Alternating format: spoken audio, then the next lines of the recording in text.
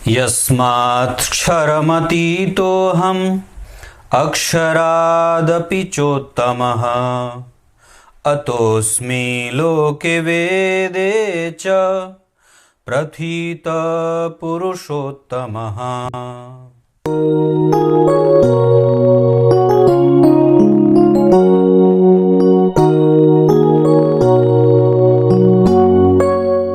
प्रिय दर्शकों नमस्कार। एक बार फिर से उपस्थित हूं आप सबके सामने मंगलवार के कार्यक्रम में। मंगल से शनि का संबंध कैसा है, ये युति में कैसे है, मैंने इस पे एक कार्यक्रम पहले बना रखा है। उस कार्यक्रम को मैं प्रत्येक भाव में लेकर के आने वाला हूं कि शनि और मंगल जब प्रत्येक भाव में एक साथ बैठेंगे तो कैसा होगा। पर फिलहाल ये सीरीज जो बुध वाली चली, गुरु वाली चली, शुक्र की चली, सूर्य की चली, मंगल की चली, अब हम आ गए हैं कि मंगल से शनि का संबंध प्रत्येक भावों में कैसा होता है। शुरू करते हैं आज का कार्यक्रम।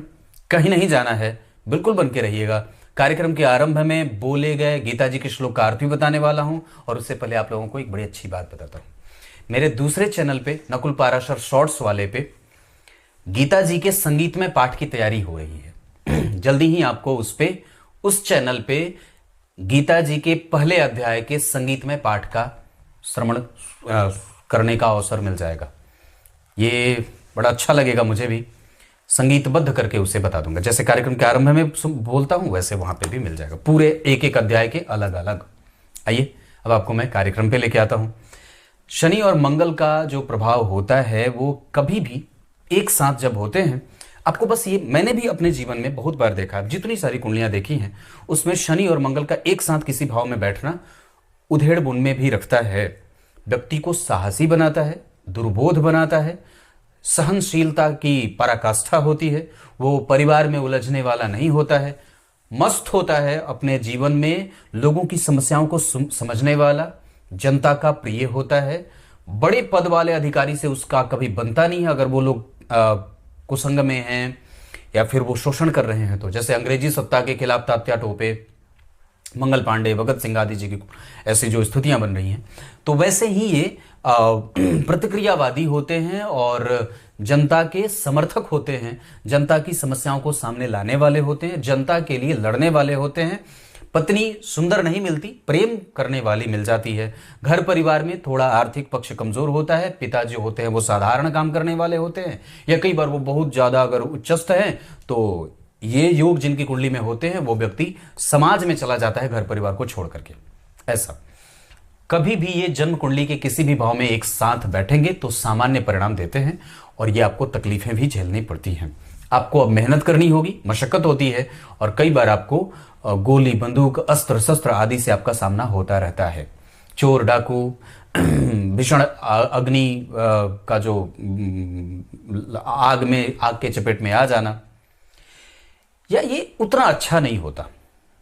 हाँ, मंगल से शनि का दूसरे भाव में जाना व्यक्ति को गंभीर बनाता है, और वो अपने अंदर बहुत बड़े बड़े राज यूं छुपा लेता है।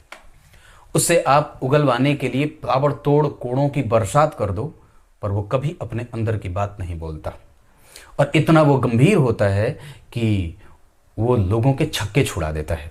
वो जब गुमशुदा हो जाए तो फिर बोलने में नानी याद दिला दे, और जब छुप जाए तो बाहर उसको निकालने के लिए आप चूहों की तरह, वो नहीं होता कि पानी भर जाए तो वो बाहर निकल जाए, निकलेगा नहीं, बिल्कुल ही नजरबंद कर लेता है अपने आप को। कितनी भी विषम परिस्थिति हो जाए, कभी भी दुश्मन को अपने राज नहीं बताने वाला होता है।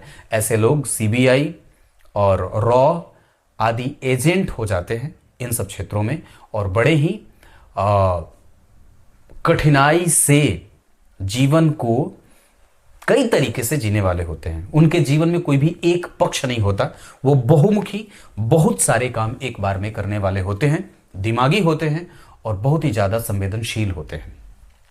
झट से अपनी राय बदलने वाले, सामने वाले को पकड़ करके समझ लिया, उससे अपनी बात निकाल ली और उसके बाद उसे छोड़ दिया, ऐसा। और जब कभी भी होता रहे तो हमेशा ही लड़ने के लिए उत्सुक रहे दिमाग से, और कैसे किसको पटखनी देनी है, ये मंगल से दूसरे भाव में शनि वाले बहुत समझदार होते हैं, गंभीर बोलते हैं, कम बोलते हैं, ऐसा। मंगल से तीसरे भाव के शनि भी बड़ी ही ज्यादा अच्छे माने जाते हैं। अच्छा परिणाम होता है धन के मामले में, भाग्य के मामले में, और सेवा शुश्रूषा के मामले में, समाज को देने के मामले में, लोगों की सेवा के मामले में, अपनी बात आसानी से लोगों तक पहुंचाने के मामले में, पत्रकार हो जाएं, खबर में छपने वाली बात बड़ी आसानी से फैला देते हैं। यहाँ दूतावास में काम करने वाले दूत बन जाते हैं, ट्रांसपोर्ट में काम करने वाले हो जाते हैं, बड़ा अच्छा होता है, ये खराब नहीं होता। मंगल से 4 घर शनि अच्छे नहीं होते। अब यहाँ पे आपको वो घर परिवार से मतभेद में लेके जाते हैं, माता पिता से मतभेद होता रहे। वो लोग आपको कहेंगे कि आप घर पे रहिए, आप कहेंगे नहीं मुझे बाहर रहना है, देश दुनिया के लिए कुछ बड़ा करना है, देश के लिए सेवा करनी है, देश के लिए जान देनी है, भारत माता की पूजा करनी है। और मेरे लिए माता मेरी सिर्फ माता नहीं है, मेरी संपूर्ण देश की माताएं मेरी माताएं हैं और संपूर्ण देश की बहनें मेरी बहनें हैं। वो किसी एक व्यक्ति की तकलीफ झेल नहीं पाता है, इस वजह से कई बार उसे निर्वासित होना पड़ता है और बाहर जाना पड़ता है।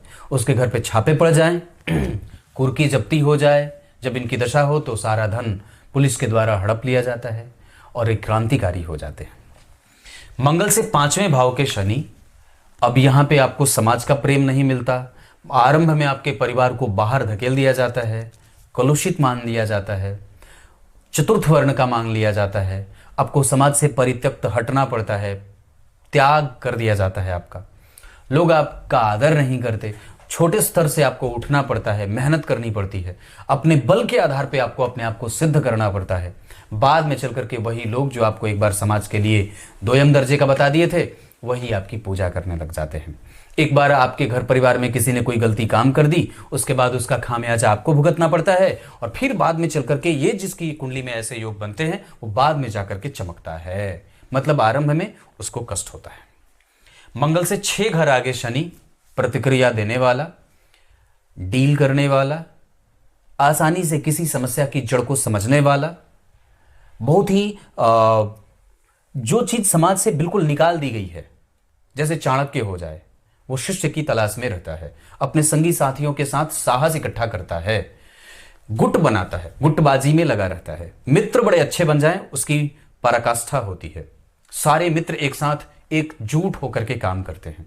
क्रांतिकारियों का सम्मेलन, उनको उनकी मंशा को सबको प्रचारित करके बताना, एक जगह की बात को दूसरे जगह पहुंचाना, छुप करके वार करना, और हत्यारा नहीं होता पर निसंदेह उसके जो हाथ होते हैं वो किसी न किसी क्रांतिकारी गतिविधियों में लिप्त होते हैं। और निसंदेह ये व्यक्ति को साहसी बनाता है। रोग व्याधि भी हो जाए पर फिर भी वो शरीर से कभी उनका मोह नहीं रहता, वो हमेशा ही शरीर को अलग रखते हैं और अपनी मनसा अलग रखते हैं। अपनी जो लक्ष्य की स्थिति है वो किसी भी तरीके से शरीर से जोड़ करके नहीं रखते। शरीर अलग अपना दुख में व्यक्त है, परेशान है, पर उनका जो काम है वो करते रहते हैं। मंगल से 7वें शनि अच्छे नहीं होते। जब कभी भी मंगल के ऊपर शनि मंगल का प्रभाव पड़ेगा तो गड़बड़ी होगी और ये आपको परेशान करते हैं। कई बार महीनों नहाए बिना बीत जाए, बेसिक नेसेसिटीज व्यक्ति को नहीं मिलती है, देर से चीजें मिलती हैं, आवश्यकता भरी और बनी की बनी रहती हैं, संसाधन का मालिक नहीं हो पाता, सारी चीजें साम्राज्य का अधिपति ले लेता है। और ये योग जिनकी कुंडली में बने होते हैं उनको कम साधनों में जीना पड़ता है, रोटी रोटी को तरसना पड़ता है, व्यापार कमजोर होता है, आय की गतिविधि कमजोर होती है, लेकिन हाँ फिर भी वो कभी भी समझौतावादी नहीं होते और अपनी शर्तों पे जीने वाले होते हैं। यहां आपको बल भी लगाना पड़ता है, अपने आप को मजबूती से उपस्थित भी करना पड़ता है और अपने ऊपर काम भी करना पड़ता है। किसी भी तरीके से वो समझौतावादी नहीं होते, इस वजह से उनको तकलीफ बनी रहती है और हमेशा व्यक्ति थोड़ा दुखी मन का होता है। मंगल से 8वें शनि अच्छे नहीं होते। यहां वो यातनाओं में रखते हैं, शरीर को कष्ट होता है, आह आह चिल्लाता है, बुढ़ापे में कष्ट होता है और कई बार एक ऐसा दुश्मन मिल जाता है जिससे वो कभी भी छुटकारा पा ही नहीं सकता है, ऐसा भी होता है। एक समस्या जो पकड़ ले वो लंबे समय तक चलती है, वो बीच में जाने का नाम नहीं लेती। ऐसी अवस्था में व्यक्ति को बजरंगबली की पूजा करनी चाहिए। तुलसीदास भगवान ने लाल किले में जब उन्हें कैद करके रखा गया था, वहां पे अभी भी बजरंगबली की मंदिर है, मूर्ति है। लाल किले में जब उन्हें कैद करके रखा गया था, उन्हें भयंकर पीड़ा हो रही थी। वहीं पे उन्होंने हनुमान बाहु का पाठ पढ़ा था। और फिर उन्होंने बजरंगबली से ऐसी प्रार्थना की थी, संपूर्ण लाल किला पे हनुमान का आक्रमण हुआ और वहाँ से उनको हटा करके नई दिल्ली बसानी पड़ी, पुरानी दिल्ली छोड़नी पड़ी।